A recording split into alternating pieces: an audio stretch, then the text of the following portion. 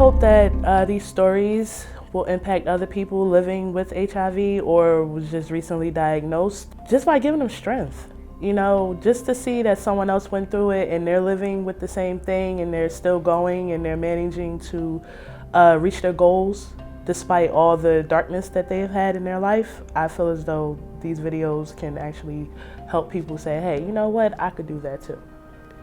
With someone that's newly diagnosed, the things I would share with them is that don't think it's an expiration date on your life. Living with HIV is just like living with any type of other disease that has a medicine that's able to sustain it. The fact that you're living with HIV and you're able to live a healthy life and do things that you want to do, as to go to school, go to work, and you can work around people without people having to judge you or anything of that sort, is tremendous. I see myself becoming a positive spokesperson for HIV. I just want to educate people because education is the key to our success.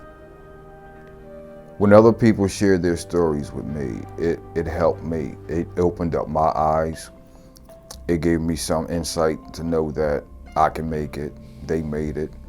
When they shared their stories with me, to know that people's been living with HIV for 30 and 40 years and they're still healthy and strong.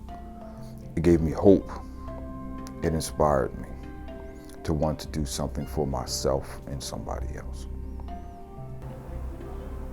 You know that there are millions of people in the world with HIV, but you have no idea who they are. And so you are a little less lonely when you hear someone else say it out loud. And if you don't have HIV, whatever your notions were about it, about the lifestyle that person had, or what they would look like, or what their mannerism would be, or what their education would be, or what their personality would be like, is probably instantly altered by someone saying something that you didn't initially expect. People have the entire wrong idea what it's like to be HIV positive or have AIDS. They think that it's the end of the world, that, you know, they're just gonna wither off and die. And really just the opposite's true. The only time that really happens is if people don't maintain their health. I would say if somebody's thinking about sharing their story, but they're still hesitant, I would let them know that the first time's always the hardest, and the more you share, the easier it gets. But at the same time, it's just really empowering to be able to get out there and express yourself and be you. That's the whole point of everything, whether it's having HIV diagnosis, sexuality, anything whatsoever. Just being able to be you, because then you truly feel like you love yourself whenever you can be you in front of anybody. What I hope that people take away from my story, big picture, is just the resiliency that's found in, like, you know, trauma victims and people that went through a lot of things. You know, we're still here. I'm not living with HIV. I'm living with lupus.